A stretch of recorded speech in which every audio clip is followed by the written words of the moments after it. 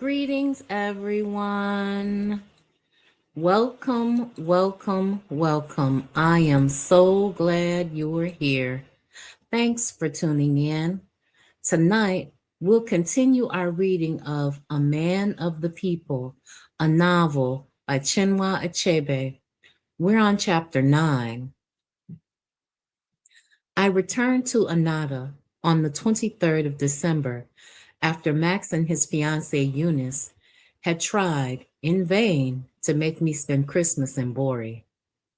The lorry dropped me off at the small roadside market called Weya, which had sprung up to serve the grammar school.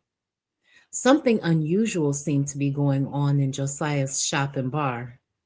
Whatever it was had drawn crowds from the rest of the market to it. You couldn't say definitely at first whether it was a good thing or a bad thing from the loud, excited talking, but it was soon clear from the kind of gesticulation I saw that something had gone wrong. I saw one old woman swing her hand in a gyri around her head and jerk it towards Josiah's shop, a most ominous sign. Teacher, said one villager who had spotted me as coming and was coming to shake my hand. I don't know him by name. I didn't know him by name. Are you back already? Let me carry your box. I hope your home people are well. I shook hands with him and told him that my home people were well when I left them. Then I asked him what was going on there at the shop. What else could it be but Josiah, he said, taking up my box and placing it on his head. I said, I have said that what I have said that what the white man's money will bring out and about has not shown itself yet. You know Azogi, the blind beggar? Yes, the blind beggar. Josiah is not touched by Azogi's ill fortune, and he is not satisfied with all the thieving he does here in the name of trade, but must now make juju with Azogi's stick. At this point, he turned aside to greet another villager, and they both shook their heads over the abomination. I don't understand, I said when I resumed our conversation. Josiah called Azogi to his shop and gave him rice to eat and plenty of palm wine. Azogi thought he had met a kind man and began to eat and drink. While he was eating and drinking, Josiah took away his stick. Have you ever heard of such an abomination? And put a new stick like the old one in its place, thinking Azogi would not notice. But if a blind man does not know his own stick, tell me what else would he know? So when Azogi prepared to go, he reached for his stick and found that a strange one was in his place. And so he began to shout. I still don't understand. What does Josiah want to do with his stick? How are you asking such a question, teacher? To make medicine for trade, of course. That is terrible, I said, still very much in the dark, but not caring to make it known. What money will do in this land wears a hat. I have said it. When we got to my house, I gave him 1 shilling and he thanked me, gave me a few more unhelpful details about the incident, and went to rejoin the crowd. I would have gone there too, but was tired from my long journey. And in any case, my mind was on other things. I meant to rest a little and have a wash and go in search of Mrs. Nanga. But the noise outside was getting louder and louder, and in the end, I had to go out to see. Josiah had apparently barricaded himself inside his shop, from where no doubt he could hear the crowds outside pouncing deadly curses on him and his trade. The blind man, Azogi, was still there, telling his story over and over again. I walked from one little group to another, listening. So he was trying to make medicine with this blind man's stick. Greetings, Anthony McPhail. Thank you so much for tuning in. I'm so glad you're here. So the beast is not satisfied with all the money he takes from us and must now make a medicine to turn us into blind buyers of his wares, said one old woman. May he blind his mother and his father, not me. She circled her head with her right hand and cast the evil towards the shop. Some people's belly is like the earth. It is never full, so full that it will not take another corpse. God forbid, said another palm wine tapper I knew. I believe he was one of those who supplied Josiah with the wine he retailed in beer bottles. But the most ominous thing I heard was from Timothy, a middle-aged man who was a kind of Christian and a carpenter. Josiah has taken away enough for the owner to notice, he said again and again. If anyone ever sees my feet in his shop again, let him cut them off. Josiah has now removed enough for the owner to see him. I thought much afterwards about the proverb, about the man taking things away until the owner at last notices. In the mouth of our people, there was no greater condemnation. So of all the village people and their petty fetishes and their primitive religions, the Christian came up with the one that was the doozy. It was not just a simple question of a man's cup being full. A man's cup might be full and be none the wiser. But here the owner knew, and the owner, I discovered, is the will of the whole people. Within 1 week, Josiah was ruined. No man, woman, or child went near his shop. Even strangers and mammy wagon passengers making a brief stop at the market were promptly warned off. Before the month was out, the shop and bar closed for good, and Josiah disappeared, for a while at least. But to return to the day I came back from Bori, I hired a bicycle in the evening from the repairer in the market and went to see Mrs. Nanga. I had to see her before the story of my quarrel with her husband got to Anada and ruined my chances of reaching Edna, the intended parlor wife. Not that I thought Chief Nanga himself would want to transmit it, although there was no knowing what he might or might not want to do. But there were many others in Bori who might send it on for want of better news. She was surprised to see me, but I had a convincing explanation ready. Sudden change of plans, and that kind of thing. Her children came and shook hands. The village, I noticed, had already rubbed off a good deal of their Bori trimness and made their Corona school English a little incongruous. Go and get a drink for Odili, said Miss Nanga to her eldest son, Eddie, the one at secondary school. He soon bought me a bottle of ice-cold beer, which was just the thing after my strenuous ride. I poured the first glass down my throat, and in one go, and then began to sip the second. As I did so, I kept wondering how to broach the question of Edna without appearing too suspicious. When are you preparing to return to Bori? I asked. The house is quite cold without you and the children. Don't tell me about Bori, my brother. I want to rest a bit here. Eddie's father says I should come back at the end of next month before he goes to America, but I don't know. I thought you were going with him. Me? She laughed. Yes, why not?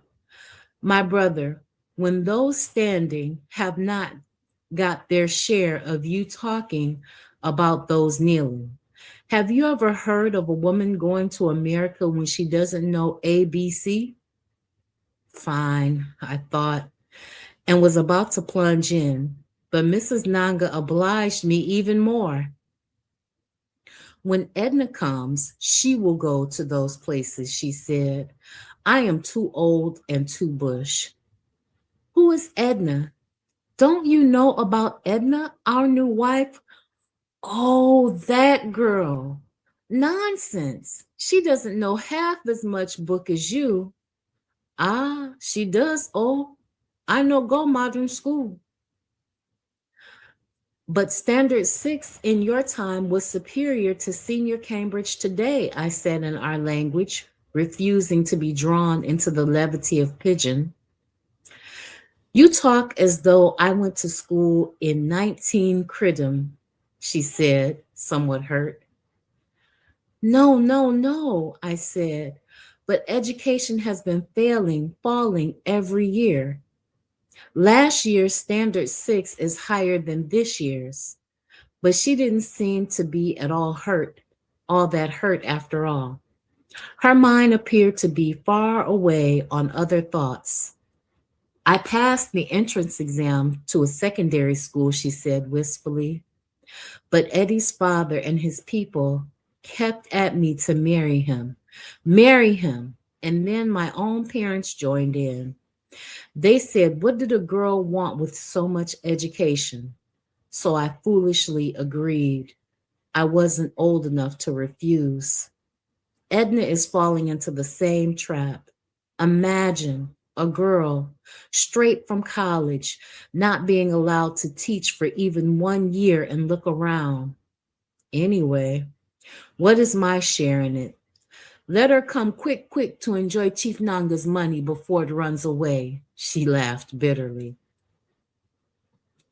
My first reaction was to feel uncomfortable, not so much for what Mrs. Nanga had said, as by the presence while she said it of her 15-year-old son, Eddie. Is she coming into the house soon? I don't know. What is my own there? She can come tomorrow as far as I'm concerned. The house is there. And she can take over from me and stay awake at night and talk grammar. And in the morning, her dress will be smelling of cigarette smoke and white people. I couldn't help laughing. Why don't you want to advise her? She should take at least 1 year and teach and look around. She will listen to you, I'm sure. She is only a little girl, really. True. She was born yesterday, eh? Let her come and suck. She indicated her left breast. No, my brother, I won't spoil anybody's good fortune. When Eddie's father married me, I was not half her age. As soon as her mother recovers, let her come and eat Nanga's wealth. The food is cooked and the smell of soup is around. Let nobody remember the woman who toiled and starved when there was no money. She rubbed her eyes with the corner of her lapa and blew her nose into it. Where's her home? I must go and talk to her tomorrow morning. I must. Before I said this, I considered Eddie's presence, but quickly took the calculated risk that he was likely to be on his mother's side, although I couldn't see anything of it in his handsome face. Even with his mother on the brink of tears. Go if you like, said Miss Nanga with a feigned indifference, but don't tell anyone I sent you. If I am not to go to grow bigger, let me at least remain as small as I am. I was right about Eddie. He immediately and carefully described how to get to Edna's home in another and fairly distant part of the village. He suggested that the driver take me to their Vauxhall, which showed that in spite of his height, he was still a mere boy. I lost my way a few times before I found Odo's house of red earth and thatched roof. He was sitting in the front room, in his front room, making a rope used for tying yams onto erect poles in the barn. The short pieces of fiber from which he worked lay beside him in 3 bundles, one of which had become loose from the girdle from depletion. The rope he had made so far was rolled up in a ball, lying between his feet. He held its free end in his hand and tied new lengths of fiber to it. When I came in, he was strengthening the last knot by pulling it hard across his chest, exposing his locked teeth in the action.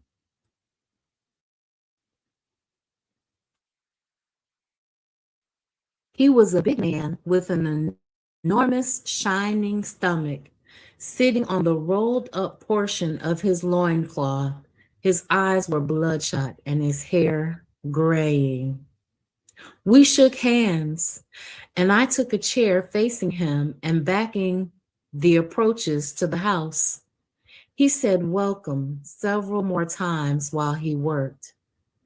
I must carry the debt of a cola nut, he said, retying a knot that had just come undone under his pull. It got finished only this morning. Don't worry about cola nut, I said, and added after a long pause. You do not know me, I'm sure. I'm one of the teachers at the grammar school. Yes, he said, looking up. I knew it was a face I had seen. We shook hands again, and he said welcome and apologized once more for not having cola nuts, and replied that it was not every day that people had cola nuts. Since the woman of the house went into the hospital, there hasn't been anyone to look after these things, he said. I hope she will become well again. We are looking on the man above. After a suitable pause, I asked about Edna. She is cooking the food to take to the hospital, he replied coldly. I have a message for her from my friend, Chief Nanga. You are a friend of my in-law? Why did you not tell me so? Have you come from Bori then? Yes, I came back only yesterday. For true? How was he when you left him? He was well. He turned round on his seat towards the door leading into the inner rooms, and raising his voice, he called out. Edna's voice came back from the interior of the compound like a distant flute. Come and salute our guest, hollered her father in the same loud voice. While we waited, I felt his eyes on me, and so I made a special effort to look as casual as I could. I even turned round on my seat and inspected the approaches to the house, and then formed my lips as though I was whistling to myself. Has your wife been in the hospital a long time? I asked. Since 3 weeks, but her body has not been hers since the beginning of the rainy season. God will hear our prayers, I said. He holds the knife and he holds the yam. Because of my position, I could see Edna as she came into the middle room. I suppose she must have washed her face with a little water tipped into her palm. She was now wiping it as she approached with us, with a corner of her lapa, which she dropped as soon as she saw me. A big something caught in my throat, and I tried without success to swallow it down. She wore a loose blouse over her lapa and an old silken head tie. As she emerged into the front room, all my composure seemed to leave me. Instead of holding out my hand, still seated as befitted a man, and one older than she to boot. I sprang to my feet like some woman fearing Englishmen. She screwed her face up ever so slightly in an effort to remember me. I am a teacher at the grammar school, I said a little hoarsely. We met the day that Chief Nanga lectured. Oh, yes, it is true, she said, smiling gloriously. You are Mr. Samalu. That's right, I said, greatly flattered. You have a good memory on top of your beauty, I said in English so the father would not understand. Thank you. Perhaps it was the way she was dressed and the domestic responsibility she was exercising. Or perhaps she had simply grown a little more since October. Whatever the reason, she was now a beautiful young woman and not a girl looking as though she was waiting to be taken back to her convent. Sit down, teacher, said her father, a little impatiently, I thought. Then turning to his daughter, he announced that I had a message from Bori. She turned her largest round eyes to me, her largish round eyes to me. Nothing really, I said, embarrassed. Chief Nanga said I should come and greet you and find out about your mother. You may tell him she's still in the hospital, said Edna's father in a most unpleasant tone, and that her medicine costs money, and that she planted neither cassava nor cocoa yam this year.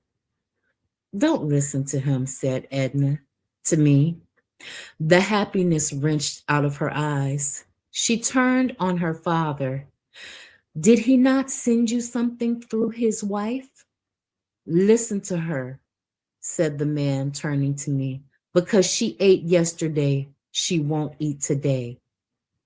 No, my daughter, this is the time to enjoy an in-law, not when he has claimed his wife and gone away. Our people say, if you fail to take away a strong man's sword when he is on the ground, will you do it when he gets up? No, my daughter, leave me and my in-law. He will bring and bring and bring and bring, and I will eat until I am tired. And thanks to the man above, he does not lack what to bring. Excuse me, said Edna in English. Then she explained in our language that she must go and finish her cooking and take lunch to her mother before 1 o'clock, or the nurses will not let her in. She smiled vaguely and turned to go back, and I had the first opportunity to notice her back was as perfect as her front, which happens once in a million. I watched every step she took until she disappeared. So she was fine. Greetings, Sister Ra, and the elders listening with you. Thank you so much for tuning in. Greetings, Forecast. I'm so glad you were able to make it today. So she was fine from the front to the back. So she was stacked like a brick house, is what we would call it here in America. She was a brick house. Then I sat on alone with her greedy, avaricious father. For what was the impression? For that was the impression I had just formed of him. We said very little. I whistled my silent tune and watched his rope lengthening as he tied one short piece of fiber after another to it. When he had produced a reasonable length, he wound it onto the ball. Edna came into the middle room again, and from there asked her father if he had given the stranger a kola nut. I have none, he said. If you have, bring it and we will eat. I brought some yesterday. I thought I told you. She brought the kola nut in a saucer and gave it to her father, who broke the nut in a short, avaricious prayer about the bringing and eating, threw two lobes into his mouth, one after the other, crunched them noisily, more noisily than I had ever heard anyone crunch a cola nut, and then passed the saucer to me. I took one of the remaining two and returned the saucer to him. I sat on, not knowing what else to do. Should I get up and go? That was hardly sensible. At least I should wait on till Edna came out again, even if there was no chance of talking to her privately. Then a wonderful idea struck me. Why not offer to give her a lift on my bicycle to the hospital? It was at least 2 miles away, and my bicycle had a good carrier at the back on which the plates of food could be tied. Now that I am here, I told my busy host, I ought to go and see Edna's mother so that when next I write to Chief Nanga, I shall have something to report. Don't heed what my daughter says, he told me, looking up from his work. Tell my in-law that the treatment of his wife's mother is costing me water and firewood. I shall certainly say so, I told him. No matter what I might think of him, it was clear to me that he was not the kind of man to be bypassed in trying to reach his daughter. Edna was not in the least bit surprised by my offer. She was obviously the trusting type, which augured well. I hitched the traveling can containing the food on the carrier. I didn't want the ride on the rough approach to the house, so I rolled the bicycle the short distance from the house to the road while Edna, in a green and red floral dress, walked beside me. Mounting the bicycle with the can on the back and Edna on the crossbar proved to be a little tricky, but I am rather good with bicycles. I solved the problem by getting on the seat first and keeping the bicycle stationary with one foot resting firmly on the ground. Then Edna climbed on the bar sitting sideways, and I pushed off. The excitement of having her so close within my arms and the perfume of her hair in my nose would have proved overpowering if I'd had much time to consider it, but I hadn't. The road to the hospital turned out to be quite hilly, not steep, but just enough to take the wind out of one. And with the kind of passenger I had, I didn't care to admit too readily to being tired, so I raced up all the little hillocks until my heart raged like a bonfire, which was very stupid of me. You are very strong, said Edna. Why, I said, or rather puffed out in one enormous expiration as I rounded the summit of yet another small hill. You are eating all the hills like yam. I haven't seen any hill yet, I replied, getting back some of my breath as I pedaled freely down the small, friendly descent that followed. These words were hardly out of my mouth when a stupid sheep and her 4 or 5 lambs rushed out of the roadside on my left. I braked sharply. Unfortunately, Edna's back was resting on my left arm and prevented me from applying the brake on that side effectively. So only the brake at the front on the front wheel performed fully. The bicycle pitched forward and crashed on the road. Before impact, Edna cried out something like, "My father!" She was thrown farther up the road, and as soon as I got up, I rushed to help her to her feet again. Then I turned to gaze at the fufu and soup in the sandy road. I could have wept. I just stood looking at it and biting my lip. Then Edna burst into a nervous laughter, which completed my humiliation. I didn't want to look at her. Without taking my eyes from the food, I murmured that I was sorry. It was not your fault, she said. It was the stupid sheep. Then I noticed with the corner of my eyes that she was bending down. I turned then and saw where she had grazed her knee on the road. "Oh dear," I said.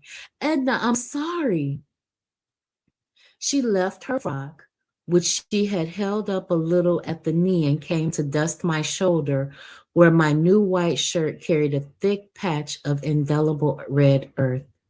When she bent down and picked up the traveling can and began to wipe away the sand and the spilt soup with green leaves, to my surprise, she was crying and saying something like, "My mother will die of hunger today." Actually, I think her crying was probably due to her pride because the food lying on the road showed how poor her family was. But I may be wrong. At the time, however, I was greatly upset. "Can she manage bread and corned beef?" I asked. "We could buy some from outside the hospital." "I haven't brought any money," said Edna. "I have some money," I said, feeling the first breath of relief since the accident happened. "And we could get some disinfectant for your knee. I'm terribly sorry, my dear." So he was making inroads with Edna. Chapter 10. After the bicycle accident, it was clearly impossible to say any of the things I had in mind to Edna. I managed, however, to get out of her that she was going to spend Christmas morning with Miss Nanga, and I privately decided to go there myself. At Christmas, the village of Anata, like many other rural communities in our part of the country, always gains in numbers and glamour at the expense of the towns. Its sons and daughters who have gone out to work or trade in the cities usually return home with lots of money to spend. But perhaps the most pleasant gains are the many holidaying students from different secondary schools and training colleges, and the very occasional university student.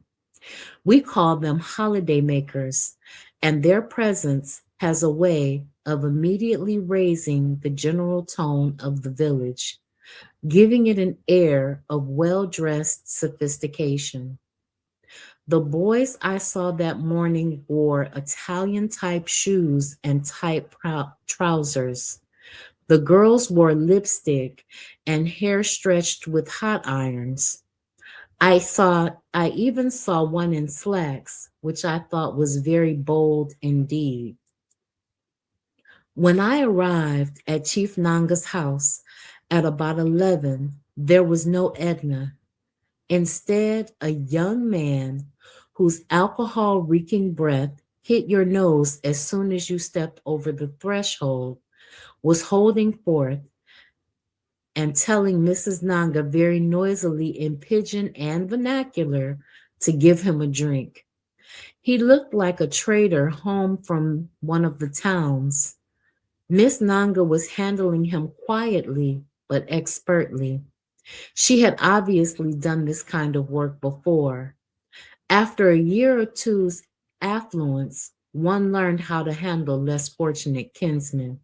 "Bring me a beer," the man shouted and hiccuped.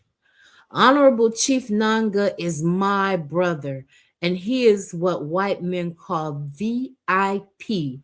Mina PIV, poor innocent victim." He laughed, turning his dopey eyes in my direction. I couldn't help smiling, and wit and inventiveness of our traders is, of course, world famous. "Yes, Mina PIV," he repeated. "A bottle of beer that costs only 5 shilling. Chief Honorable Nanga has the money as of today. Look at the new house he is building. 4 stories. Before, if a man built 2 stories, the whole town would come to admire it. But today, my kinsman is building 4. Do I ask to share it with him when it is finished? No. I only ask for a common beer, common 5-shilling beer. Why shouldn't you share the house with him? Asked Mrs. Nanga, deflecting him off course. Does a man exclude his brother from his house? No, that is not done, he conceded after thinking about it for a while with his head bent slightly to one side. It is my house. You have spoken the truth. The house in question was the very modern 4-story structure going up beside the present building and which was to get into the news later. It was there, as we were to learn, a dash from the European building firm of Antonio and Sons, from whom Nanga had recently given a £500,000 contract to build the National Academy of Arts and Sciences. So that was his quid pro quo. He was building the the National Academy of Arts and Sciences, and he got a 4-story house in return. I had spent about 2 hours at the house before Edna finally came in the car sent to bring her. In that time, I gave out 3 shillings to 3 different groups of boys and their masked dancers. The last, its wooden masked face a little askew, and its stuffed potbelly looking really stuffed, was held in great restraint by his attendants tugging at a rope tied around his waist as adult attendants do to a real dangerous mask. The children sang, beat drums, gongs, and cigarette cups, and the mask danced comically to the song, Sunday, Biggie Belly Sunday, Sunday, Biggie Belly Sunday. Akata, Akata, come, done come, everybody run away. Sunday, Alleluia. While the mask danced here and there, brandishing an outsized machete, the restraining rope around his waist came undone. One might have expected this sudden access to freedom to be followed by a wild rampage and loss of life and property. But the mask tamely put his machete down, helped his disciples retie the rope, picked up his weapon again, and resumed his dance. When the drunken visitor had finally been persuaded to go and come back later, Miss Nanga opened a side door that led from the front room into a porch fitted up as a reception room, presumably for VIPs, and asked me to go in and rest there. Then she sent Edna to me with a bottle of beer and a glass on a tray. She served me silently, but she did not sit down afterwards. Instead, she went and leaned with her elbows on one of the windows looking outside. I began to drink the beer and wondered how on earth to begin. I suppose Chief Nanga's house was the wrong place, really, but I had better make the best of it before more visitors came, I thought. And, as if to confirm the thought, I heard just then the drumming of another group of boys. Why don't you sit, Edna? I said with as much decisiveness as I could put into it. I am all right here, she said. I want to see what is going on in the road. Is anything going on? I stood up and went to her window and was tempted to put an arm around her waist, but decided that it might be premature. Oh, just people passing in their new Christmas dresses. There is something I want to tell you, I said, returning to my seat. Me? She said. turning around and looking genuinely surprised. Yes, come and sit down. She sat down, and I took one sip before speaking. I want to give you a piece of advice as one who has seen more of the world and as a friend. Good beginning, I thought, and I took a sip at my glass. You will be making a big and serious mistake if you allow anyone to rush you into marriage now. You are too young to be rushed into marriage, especially marrying a polygamist. Is that what Mama asked you to tell me? She asked. Who is Mama? Oh, Miss Nanga. I see. Why? Why should she ask me to tell you anything? No, Edna, it is in your own interest. Don't go and spoil your life. What is your business in it? None whatsoever, except that I think a beautiful young girl like you deserves better than to marry an ancient polygamist. You told my father he was your friend. Even if he was my brother or my father, Edna, give yourself a chance. The man's son is almost your age.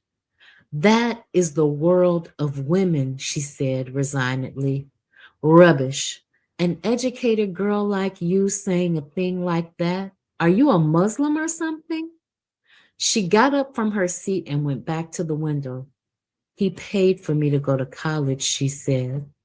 So what? I said brusquely and immediately regretted it. I got up, went to the window, and put an arm around her waist. Had my arm been a piece of hot iron, she couldn't have retracted more smartly. She swung around and pushed me away in one alarmed movement. We stood thus maybe 4 feet apart, looking at each other. Then her eyes fell. She turned again and went back to her window ledge. I returned to my seat and decided to say nothing more. But the temptation to play hurt, misunderstood champion was too great. I ask your pardon, Edna, I said. Do not misunderstand me. You are right that all this is none of my business, really. Forget everything I said. Hours later, or so it seemed, she replied, I am sorry, Odili. And that was the first time she ever used my Christian name. I suppose I should have burst into song, but I didn't. Sorry for what? I said glumly. Have I offended you? She asked with round eyed, surprised innocence that could have melted a heart of stone. It melted mine. How could you offend me? I asked, not intending the slightest sarcasm. I was satisfied with the modest progress I seemed to have made. With a girl like Edna, what was required was not any precipitous action, but a gentle prodding at regular intervals. But while I was making these little private deliberate decisions in my quiet little corner of Anata, great and momentous events were at last, after a long preparation, ready to break and shake all of us out of our leisurely ways. As the whole world knows, our Minister of Foreign Trade, Al-Haji Chief Senator Suleiman Wagada, announced on New Year's Day a 20% rise in import duties on certain types of textile goods. On January 2nd, the opposition Progressive Alliance Party published detailed evidence to show that someone had told the firm of British Amalgamated of the minister's plans as long ago as October, and that they had taken steps to bring in 3 shiploads of textiles by mid-December. The cabinet was split overnight into the savage warring camps of those who wanted the government to resign and those like Chief Nanga, who said the matter concerned the Minister of Foreign Trade alone, and if it came to resigning, he should resign by himself. And then the filth began to flow. The Daily Machete, for instance, carried a story which showed that Chief Nanga, who had himself held the portfolio of foreign trade until 2 years ago, had been guilty of the same practice and had built out of his gains 3 blocks of 7-story luxury flats at £300,000 each in the name of his wife, and that these flats were immediately leased by British Amalgamated at $1,400 a month each. At first, this and other stories were told in innuendo, but by the second week, all restraint and caution were cast off to the four winds. So he was taking kickbacks. He was giving them information and they were paying him kickbacks by renting his properties. Does that sound like anyone we know that's in politics in America today? The country was on the verge of chaos. The trade unions and civil service union made loud noises and gave notice of nationwide strikes. The shops closed for fear of looting. The governor general, according to rumor, called on the prime minister to resign, which he finally got around to doing 3 weeks later. Meanwhile, I was summoned to Bori by Max for consultation and to be present at the launching of the CPC. We had been caught with only one foot on the ground, so to speak, but we didn't mind in the least. We were exhilarated, like everyone else, by the new heady atmosphere of impending violence. For all we knew, the coming election was going to be a life and death fight. After 7 years of lethargy, any action seemed welcome and desirable. The country was ripe and impatient to shed in violent exercise the lazy folds of flabby skin and fat it had put on in the greedy years of indolence. The scandals that were daily exposed in the newspapers, far from causing general depression in the country, produced a feeling akin to festivity. I don't mean for people like Chief the Honorable M.A. Nanga MP or Alhaji Chief Senator Suleiman Wagata, but for the rest of us who thought we had nothing to lose. I returned to Anata with a brand new Volkswagen, 800 pounds in currency notes, and assurances that more would be forthcoming. I would have driven straight to see Edna, but the shining cream-colored car was covered in a thick coat of red dust and splattered with brown mud from the long journey. So I decided to go home and have it washed first.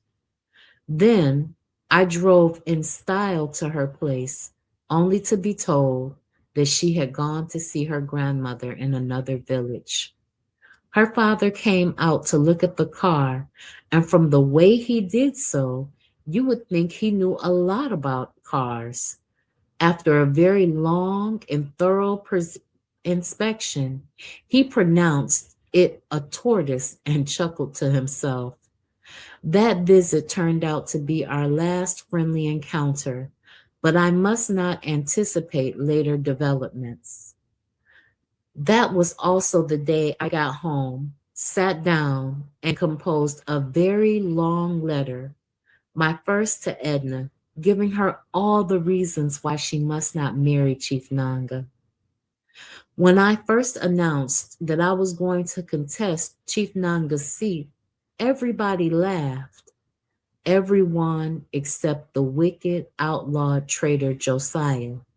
He came to me one night out of nowhere and said he would like to join my campaign. I was naturally touched, but at the same time, I knew that having a man with his reputation in our party would be an enormous embarrassment, a sure way to kill the whole thing. So I told him, as gently as I could, that I had no position to offer him.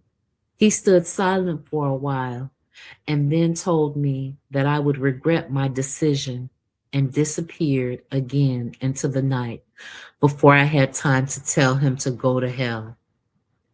Chief Nanga's constituency, number 136 in the constituency register, was made up of 5 villages, including my own home village, Urua, and his home base, Anada. I had thought of carrying the battle right to his doorstep and making Anada my headquarters, but I soon changed my mind. The inaugural meeting I arranged in the assembly hall of the school was completely disrupted at the very last moment by Mr. Nwege, the proprietor. A few villagers had come to hear me, or so I thought, and naturally I was furious to find the hall barred. One of the villagers, who seemed particularly incensed by the treatment I had received, came forward to introduce himself, or so it seemed to me. So you are Mr. Samalu, he said. Pleased to meet you. There was a lot of fellow feeling on his face. I stretched my hand to take his, but instead of a handshake, he smartly described an arc at my head and knocked off my red cap. The small crowd thought it was very funny and laughed boisterously. I decided to remain cool and dignified. I bent down to pick up my cap, and to my greatest shock and mortification, the rascal kicked me behind, not violently, but enough to make me land on my 2 hands to avoid landing on my head. I was ready for a fight. But then the cowardly fellow had taken to his heels, to the applause of most of the people around, the very people I had assumed came to see me. I decided then and there that I was in a hostile territory and must recruit a bodyguard and move to my own village. But Anada was not finished with me yet. Mr. Nwege sent a boy to call me. When I got to his lodge, he handed me a month's salary and a notice of dismissal. I was about to thank him for so obligingly setting fire to a house that was due for demolition and saving someone's labor when he snarled, I see that you have grown too big for your coat. My thanks died in my throat. You have grown too small in yours, Mr. Push'em Down, I said instead. Laughing boisterously in his amazed face, it was an enormous relief for me after all the pent up annoyances that afternoon. Yes, Mr. Push Me Down, you have shriveled up in your coat. He sprang up from his seat, and I thought or hoped he was coming to assault me. But no, rather, he rushed into an inner room, probably to get his double barreled gun or something. I didn't wait to find out.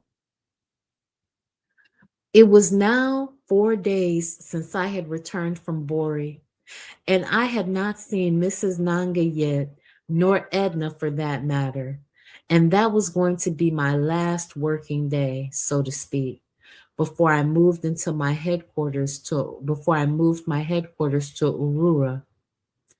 Frankly, I had no more business to do with Mrs. Nanga, but a sort of conspiratorial friendship had sprung up between us, and I would have felt bad to not have said goodbye to her.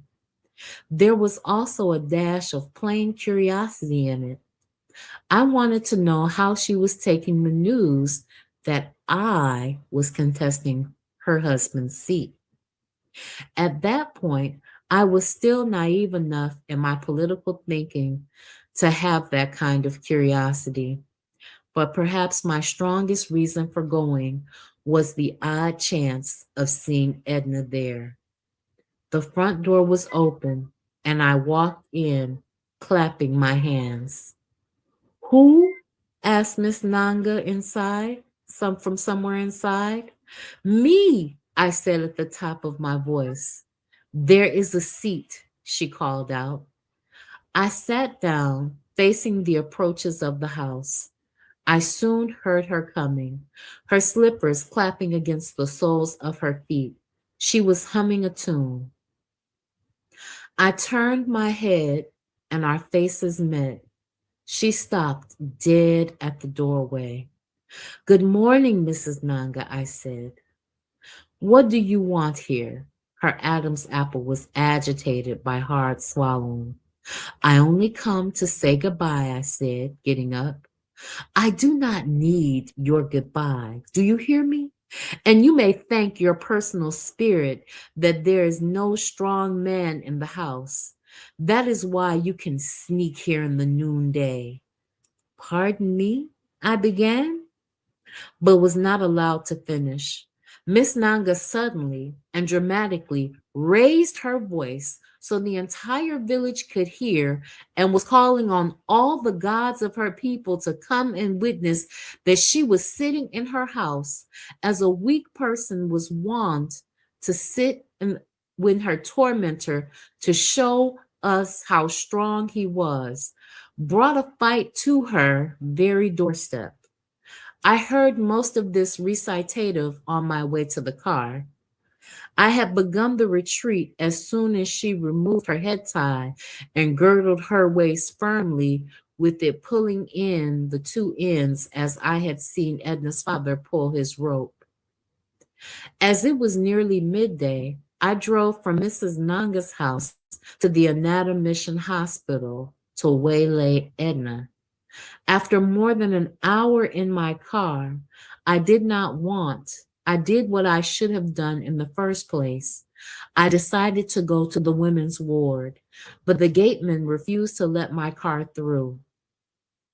I didn't mind that, but I certainly minded his rudeness and told him so. All he had to do was tell me politely that cars were not allowed in the hospital unless they were carrying a patient. Instead, he shouted at me like a mad dog and said, pointing at the notice, Abi, you no fit read notice? Don't be silly, I said. And don't shout at me. Be silly, he shouted. Like you like idiot like you. Look him motor self. When they call those wicked motor, you go follow them come out. Foolish idiot. I parked my car outside the gate and went in, deciding to ignore the man who had not ceased shouting. Nah him make accident. They kill them for road every day. Nonsense. As I approached the wards, the man's shrill voice rang in my ear, pronouncing one evil wish after another.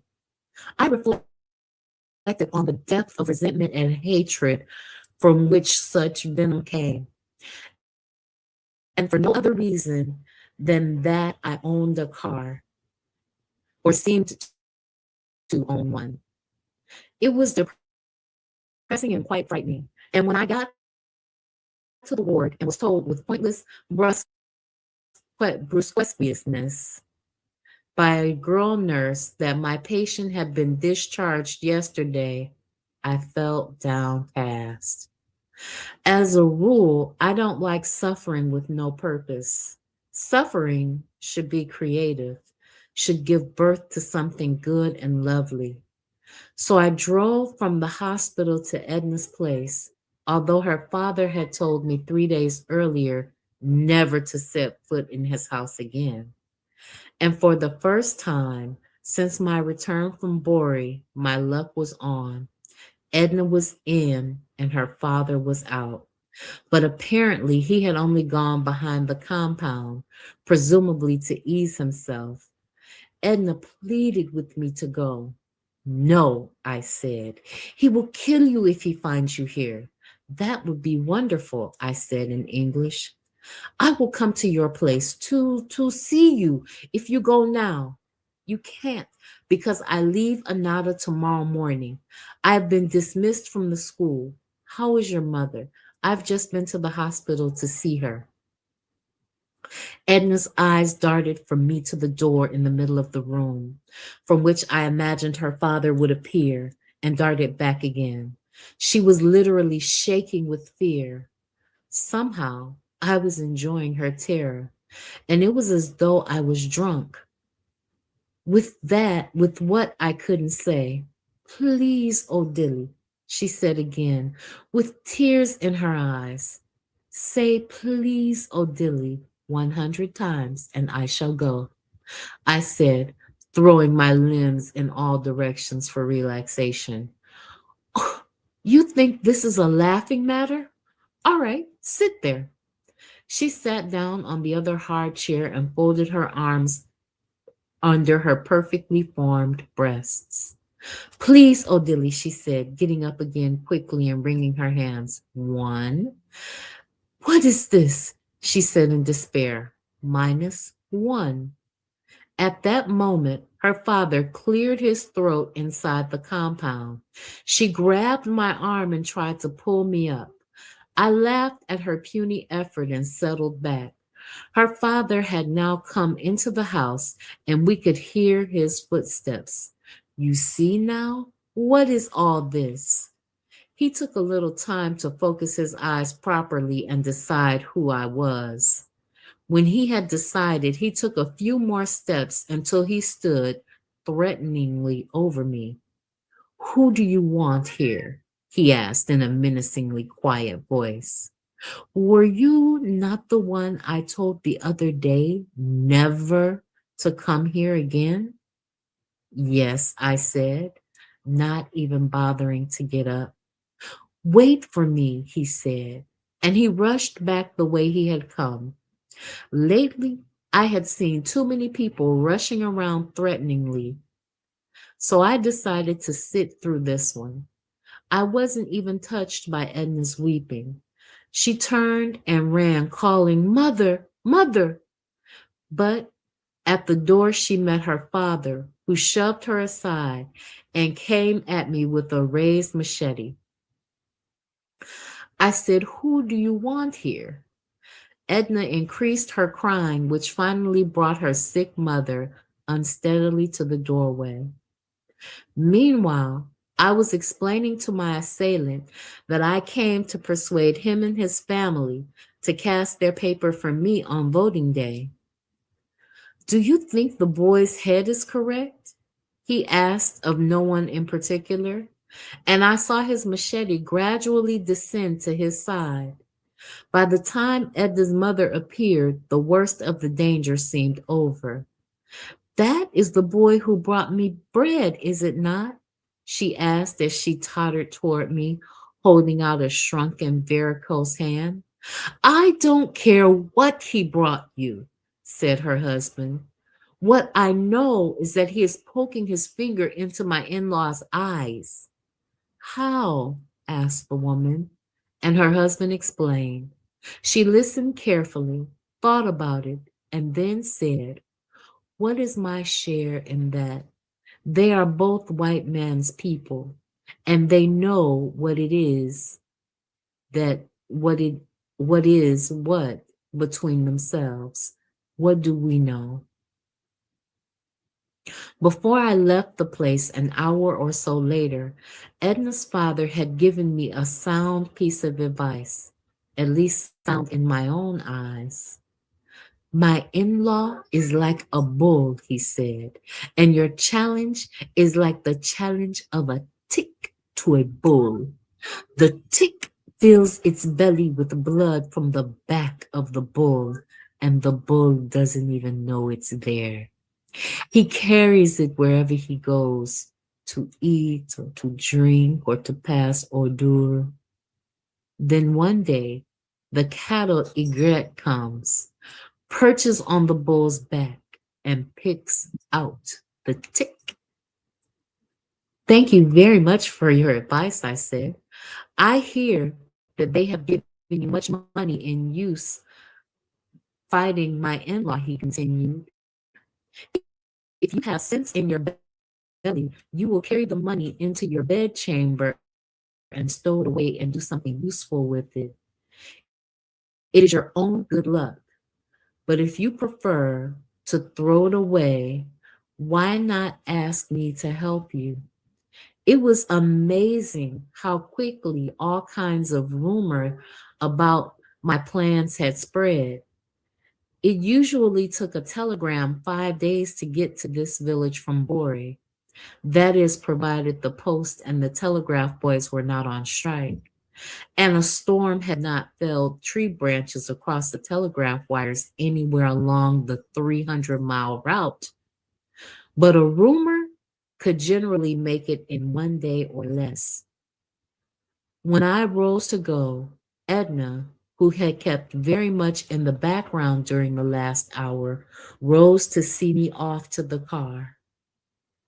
"Where are you going?" asked her father. "To see him off." "To see whom off?" "Don't let me lay hands on you this afternoon." "Bye bye," she said from the doorway. "Bye," I said, trying to smile. Chapter 11. Greetings, Bwana Haguziki. Thanks so much for tuning in. I'm so glad you're here. So, he has not made any inroads with Edna, not much anyway. She likes him, but she doesn't really want to be with him yet. But she is willing to risk herself a little bit for his attention. And Odili has decided to go into politics. He's going to challenge Nanga directly. As I drove away, thinking of the courage and indifference to personal danger I had just shown, I felt a tingling glow of satisfaction spread all over me as palm oil does on hot yam. Also, the way Edna looked at me when she said, "Bye-bye," showed plainly that my fearlessness had not been lost on her either. And at that very moment, I was suddenly confronted by the fact that I had been dodging for some time. I knew that I wanted Edna now, if not all along, for her own sake first and foremost, and only very remotely as part of a general scheme of revenge. I had started off telling myself that I was going for her in order to hurt Nanga. And now I would gladly chop off Nanga's head so as to get her. Funny, isn't it? Having got that far in my self-analysis, I had to ask myself one question. How important was my political activity in its own right? It was difficult to say. Things seemed so mixed up. My revenge, my new political ambition, and the girl. And perhaps it was just as well that my motives should entangle and reinforce one another. For I was not being so naive as to imagine that loving Edna was enough to wrench her from a minister. True, I had other advantages like youth and education, but those were nothing beside wealth and position and the authority of a greedy father. No, I needed all the reinforcement I could get.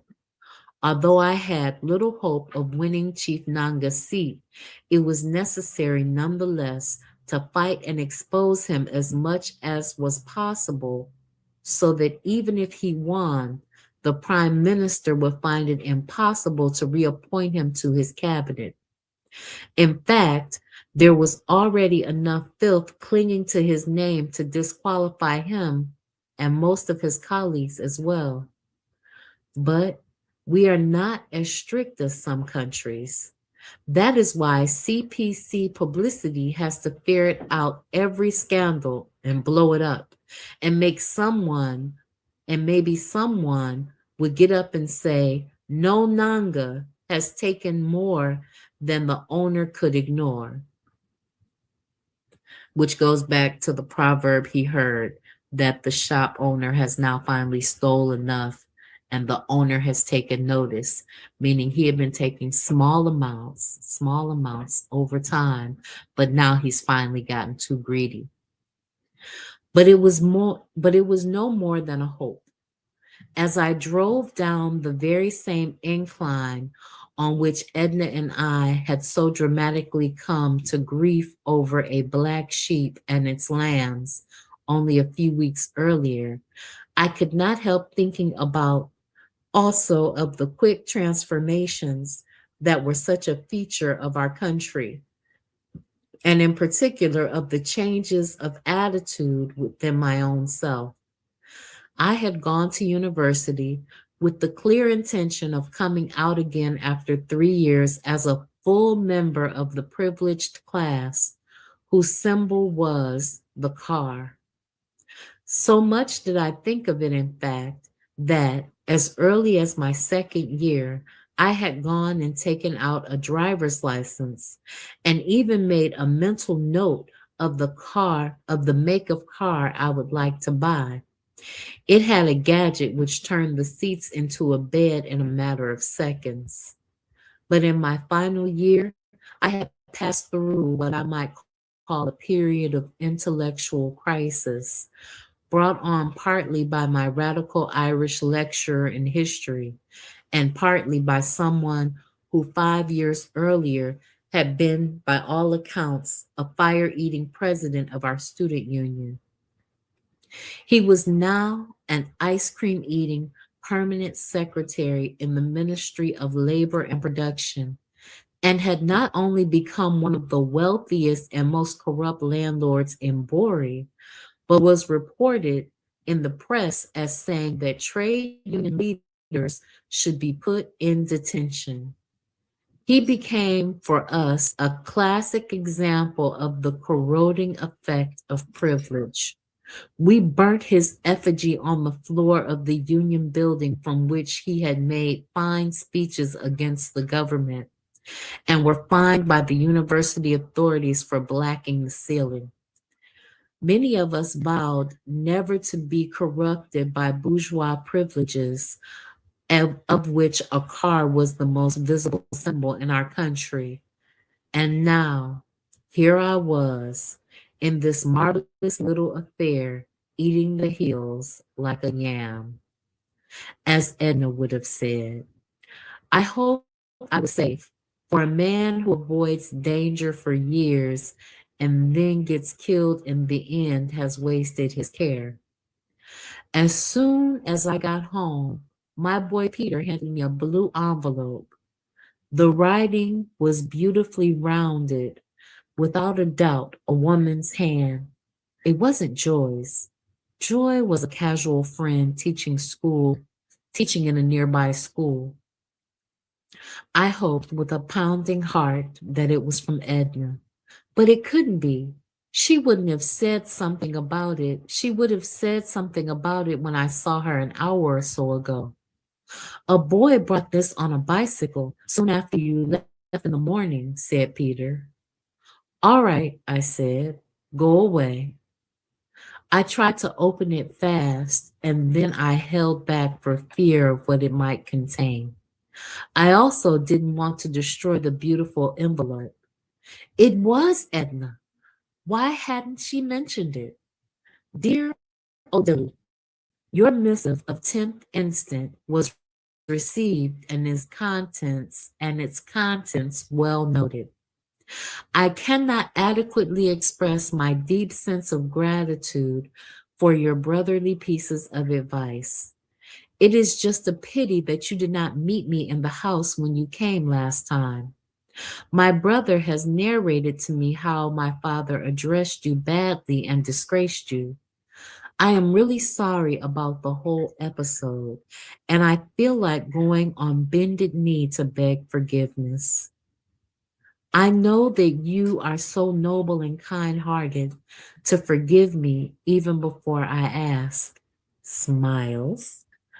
I have noted carefully all that you have said about my marriage. Really, you should pity poor me, Odili. I am in a jam about the whole thing.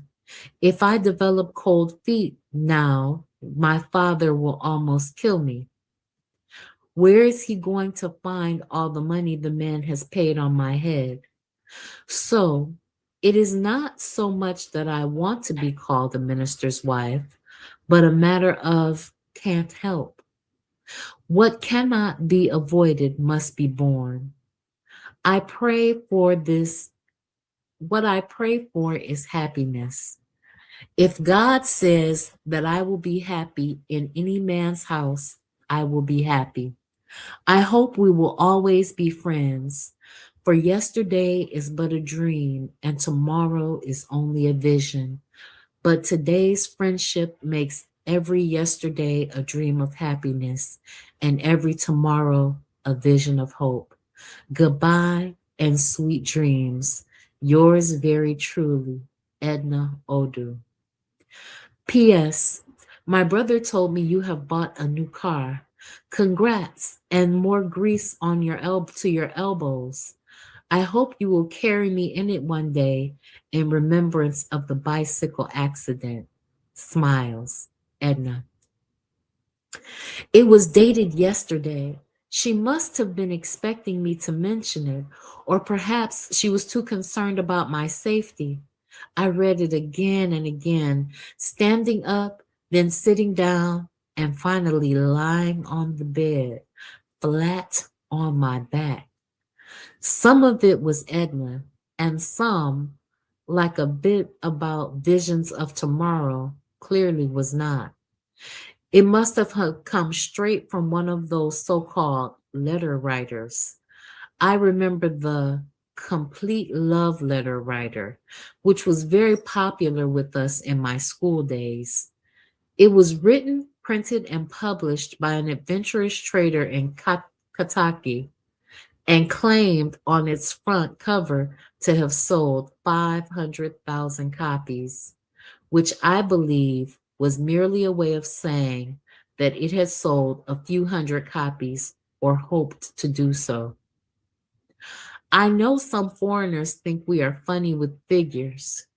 One day, when I was still at the university, an old district officer with whom my father had worked long ago came to our house. He had just come back to our area as advisor on cooperatives after years of retirement and was paying a call to his old interpreter. As they talked in the parlor, my younger half brothers and sisters kept up an endless procession in front of the strange visitor until he was constrained to ask my father how many children he had. About 15, said my father. About? Surely you must know. My father grinned and talked of other things. Of course, he knew how many children he had, but people don't go counting their children as they do animals and yams, and the same, I fear, goes for our country's population. But to return to Edna's letter, having mentally removed the parts of which were not her sweet, spontaneous self, I began to analyze the rest word by word to try and discover how I stood in her estimation. First of all, dear Odili was somewhat disappointing. I had written my dearest Edna in my own letter, and if interest was mutual, the correct way would be for the woman to reply in the same degree of fondness or perhaps a lower grade, in which case, which in this case would be my dear Odili. Anyway, there were small compensations dotted here and there in the main body of the letter, and I was prepared to place considerable weight on sweet dreams. Altogether, I felt a little encouraged to laugh, to launch my offensive against Chief Nanga. As soon as I returned to my own village, I set about organizing my bodyguard. There were four of them, and their leader was a tough called Boniface, who had arrived in our village a few years before from no one knew where. He didn't even speak our language at the time. He does now, but still prefers pidgin.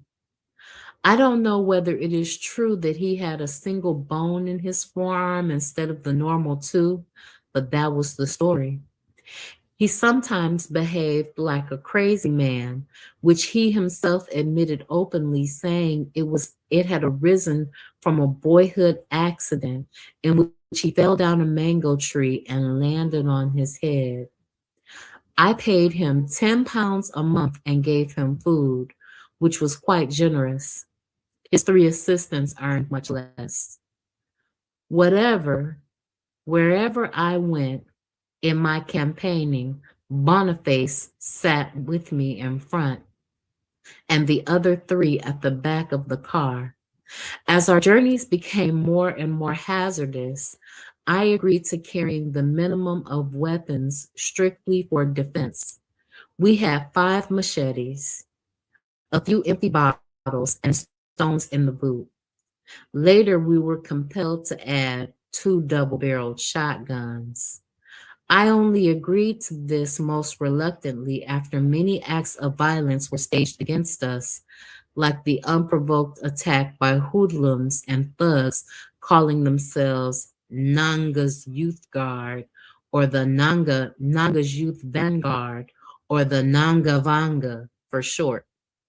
New branches of this Nangavanga were springing up every day throughout the district. Their declared aim was to annihilate all enemies of progress and to project true Nangaism. The fellows we ran into carried placards, one of which read, Nangaism forever, Salamu is traitor. It was the first time I had seen myself on a placard and felt oddly elated. It was also amusing, really, how the cowards slunk away from the roadblocks they had put up when Boniface reached out and grabbed two of their leaders, brought their heads together like dumbbells, and left them to fall to either side of him. You should have seen them fall like cut banana trunks. It was then I acquired my first trophy, the placard with my name on it, but I lost my windscreen, which they smashed with stones.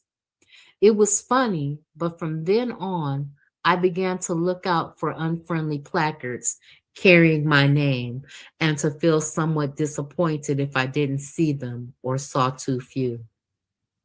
One early morning, Boniface and one of the other stalwarts woke me up and demanded £25. I knew that a certain amount of exploitation was inevitable in this business, and I wasn't going to question how every penny was spent. But at the same time, I didn't see how I could abdicate my responsibility for CPC funds entrusted to me. I had to satisfy my conscience that I was exercising adequate control. I gave you £10 only yesterday, I said, and was about to add that it was unlike our opponents, and was about to add that unlike our opponents, we had very limited funds, a point which I had already made many times. But Boniface interrupted me. Are you there? He said. If not play with the play, make you tell us me because me no one waste my time for nothing sake.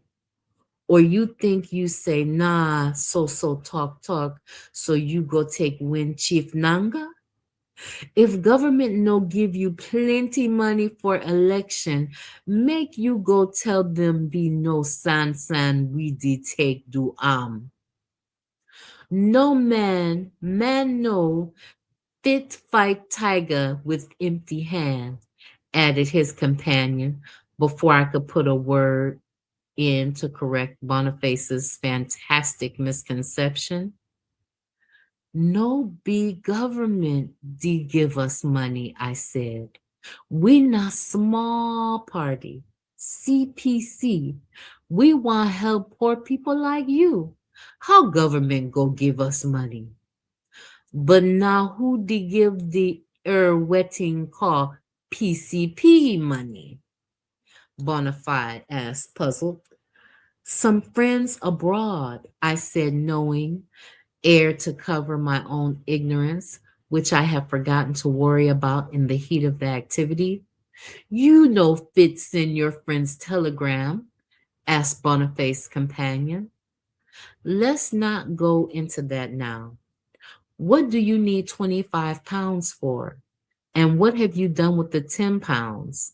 I felt I had to sound firm, and it worked. We give £3, 10 to that policeman so he go spoil the paper for our case. We give 110 to court clerk because they say as the matter done reach him, I the policeman no cuckoo spoil am just like that. Then we give another £2. All right, I said. What do you want the 25 pounds for? They no tell you say Chief Nanga done returned back from Bori Bori yesterday. So you want give am money too? I asked. This no be matter for joke. We want the money to pay certain persons where go him house for a night and burn him car. What? No, we don't need to do that. There was a minute's silence.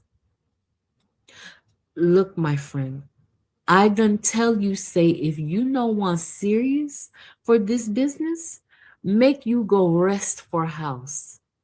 I done say you want to play too much gentleman for this matter. Them tell you say not gentlemanity. D give other people minister. Anyway, waitin' be my concern there. Now you sabi.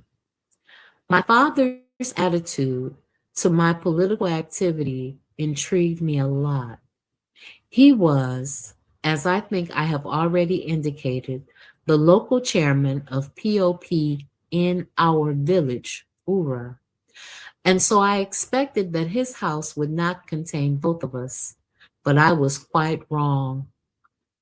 He took the view, without expressing it in so many words, that the mainspring of political action was personal gain, a view which I might say was much more in line with the general feeling in the country than the high-minded thinking of fellows like Max and I. The only comment I remember my father making, at the beginning anyway, was that he asked if my new party was ready to give me enough money to fight Nanda. He sounded a little doubtful, but he was clearly satisfied with what I had got out of it so far, especially the car, which he was now using nearly as much as myself. The normal hostility between us was put away in a corner, out of sight, but very soon all that was to change and then change again. So his father was looking for what he could get out of the deal, and he was hoping that his son would be enriched by his political aspirations. It's a dirty game, politics. We were sitting in his outbuilding one day at about noon, reading yesterday's newspapers, which I had bought from the local news agent and hairdresser, Jolly Barber. When I saw Chief Nanga's Cadillac approaching, I thought of going into the main house, but decided against it. After all, he was walking into my own lair, and if anyone was to feel flustered about it, shouldn't it be me? It shouldn't be me, but the intruder. I told my father, who was peering helplessly at the car, that it was Chief Nanga, and he immediately reached for a singlet to cover the upper parts of his body, retied his enormous lapa nervously, and went to the doorstep to receive the visitor wearing a flabby, ingratiating smile, the type our people so aptly as putrid, described so aptly as putrid. I sat there pretending to read. Hello, Odili, my great enemy, greeted Chief Nanga in the most daring assault of counterfeit affability I had ever seen or thought possible. Hello, I said, as flat as the floor. Did you see the Chief Honorable Minister today? Asked my father severely. Let him be, sir, said Chief Nanga. He and I like to say harsh things to each other in jest. Those who don't know us may think we are about to cut off one another's heads. I settled farther back in my cane chair and raised the newspaper higher. He tried a few more times to draw me out, but I stoutly refused to open my mouth, even when my father foolishly shouted at me and drew near as though to strike me. Fortunately for both of us, he didn't do it. For me, it would have spelled immediate disaster. A man who hit his father wouldn't have much of a hearing thereafter in my constituency. It was interesting to me, thinking about it later, how Chief Nanga, who had been so loudly interceding for me or appearing to do so, suddenly withdrew into expectant silence, praying, no doubt, that my father's rage would push him over the brink. When he realized that his prayer would not be answered after all, he said, without the slightest hint of falseness, don't worry about Odili, sir. If a young man does not behave like a young man, who is going to? He should wait till he builds his own house. Then he may put his head into a pot there, not here in my house. If he has no respect for me, why should he carry his foolishness to such an important guest? Never mind, sir. I am no guest here. I regard here as my house and yourself as my political father. Whatever we achieve over here in Bori is because we have the backing of people like you at home. All these young boys who are saying all kinds of rubbish against me, what do they know? They hear that Chief Nanga has eaten 10% commission and they begin to break their heads and holler up and down. They don't know that all commissions are paid into party funds. I had lowered my newspaper to half mast, so to speak.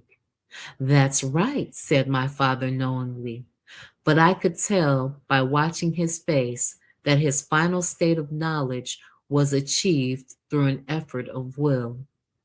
At first, he had seemed puzzled by Nanga's explanation, and then I suppose he felt that as a local chairman of the POP, he could not admit to ignorance of its affairs, so he immediately knew.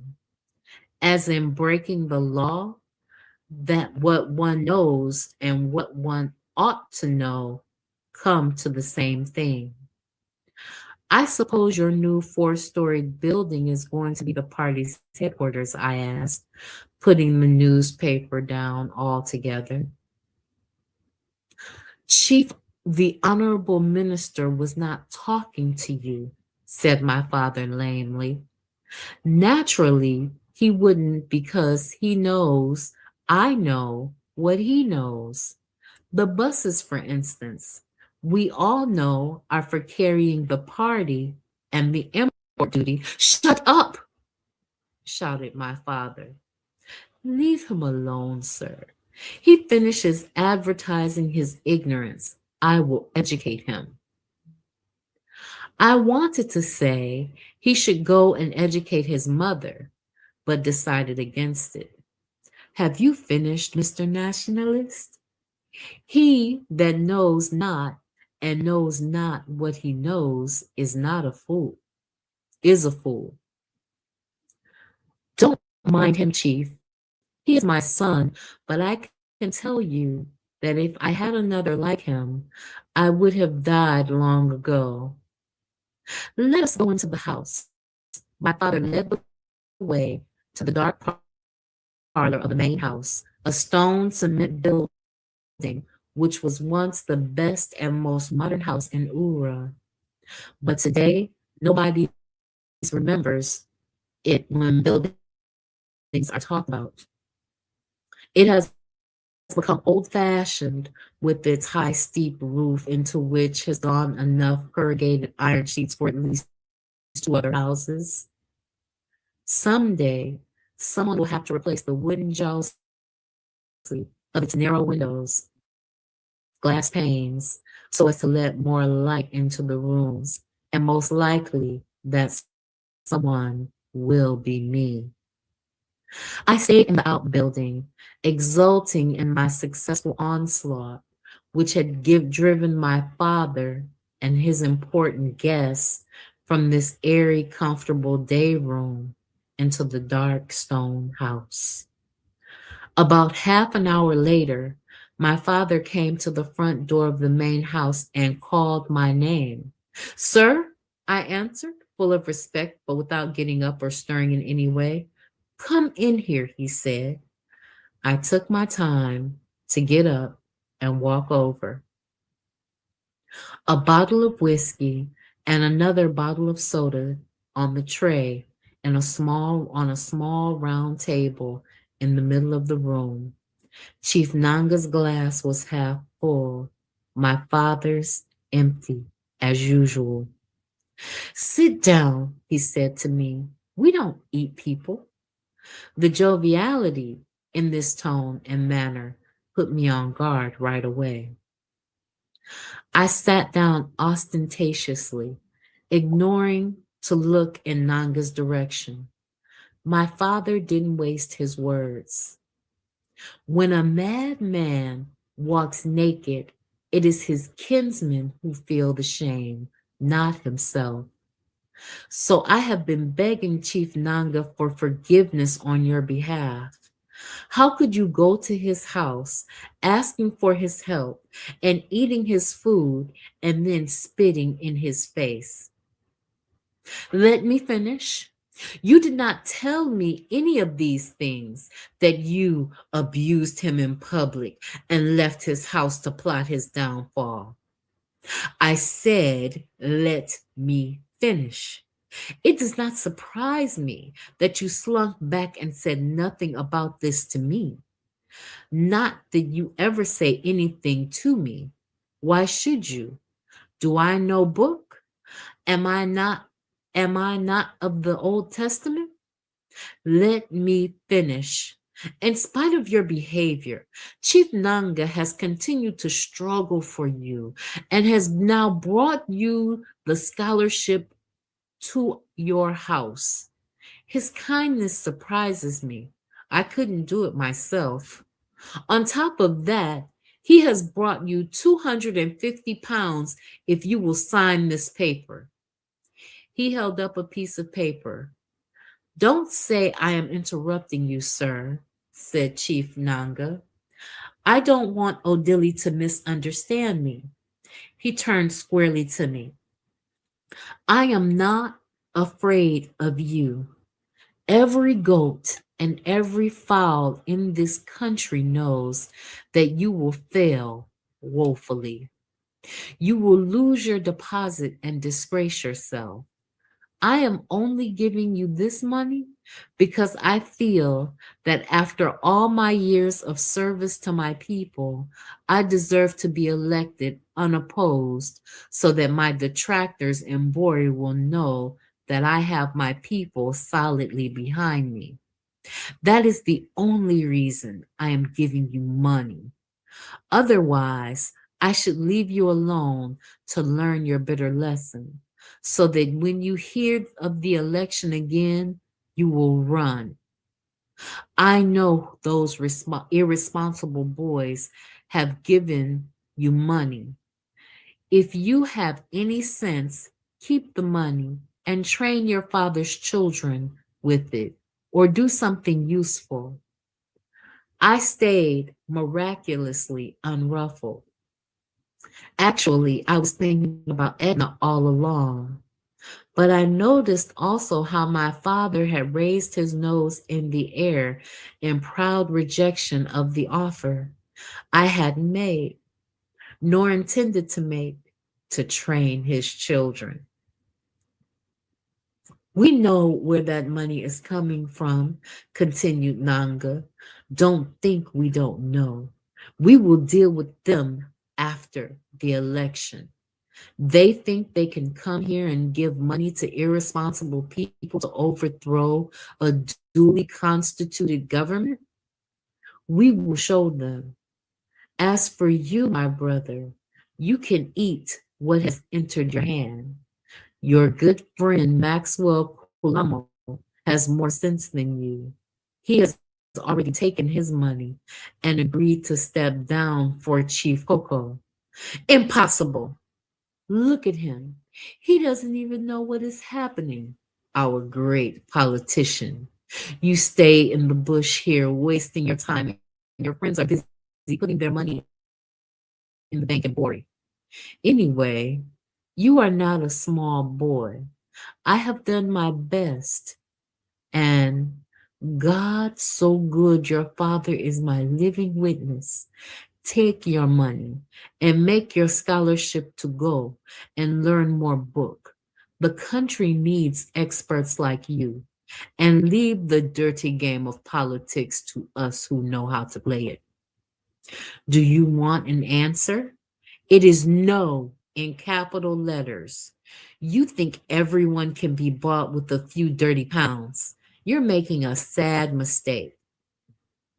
I will fight you along the road and in the bush. Even if you buy the entire CPC, I can see you're trying to cover your fear. I see the fear in your eyes. If you know you are not afraid, why do you send thugs to molest me?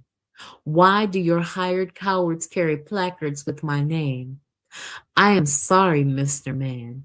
You can take your filthy money away and clear out of here. Bushman. Oh, Dilly, it was I who had to clear out then and there. As I passed by the Cadillac, I noticed 4 or 5 thugs in it, one of whom looked familiar, although I didn't get close enough to see them. I knew it was a lie about Max agreeing to step down, but I began to wonder why he hadn't arrived yet to mount our campaign in my constituency. So he's learning a very hard lesson about politics, about his father who wanted him. Greetings, KW97. Yes, all this started, but one of Hagaziki says, all this started because that man slept with a woman who wasn't his. Yes, all of this started because Chief Nanga slept with Elsie. And this is a revenge tour for Odili. Odili wants Edna, who he's making small inroads with. Odili wants to run in politics and take Chief Nanga's seat in the government. Odili wants Chief Nanga's head on a pike if he could have it, cut off with a machete if he could have it. As you can see, this, but Edna was a brick house. Edna was really built. She was built from the front to the back. She was stacked. She was his kind of woman. But these types of dirty games happen in politics to this very day. And as you can see, we have these. Didn't Christy Nome get sat down because she slept with the wrong person? Didn't Donald Trump marry a whore, basically? So sex is all in politics. And Chief Nanga is willing to try to bribe him and convince him that he shouldn't be in politics for sake of his family name. We're going to stop reading there because I'm not going to be able to finish by 11 and I don't want to keep you guys too late. Go back and listen to the replay. Chief Nanga is diabolical, and Chief Nanga's wife, who was on Odili's side, is not on his side anymore because Odili is running in politics, because she is firmly aligned with her husband, calling on the gods that she knows when Odili came after announcing his candidacy to say that she didn't want this man in her house. All of this started, as Bwana Haguziki so eloquently put it, because that man slept, Chief Nanga slept with Odili's girl. I will be back on Tuesday at 9 p.m. Eastern Standard Time. I will see you then, where we'll pick up reading chapter 12. I want to thank Sister Raw and the elders listening with her, Anthony McPhail, The Forecast, Bwana Haguziki, and KW Don 7. I know that Koku from the Bitter Medicine Podcast is listening. I know that Oni Tase from the Pro Black Perspective is listening. The Forecast Radio, of course, was here. Cassandra Cheek, Dorico Cooper, D Webb, and so many others. And you, yes, you, dear listener, you. Yes, Odili is threatening her food. Yes, Odili is threatening her way of life, her finances, her security, because she only went to grade 6. She didn't go to upper to secondary school because she married Nanga. Her family encouraged her to marry him. He was this attractive young man. She was an attractive, intelligent woman. She traded in her future to be with Nanga. So her lot is tied into Nanga's firmly. So we'll see how this turns out. All right, guys, I will talk to you on Tuesday. And thank you for tuning in. Peace.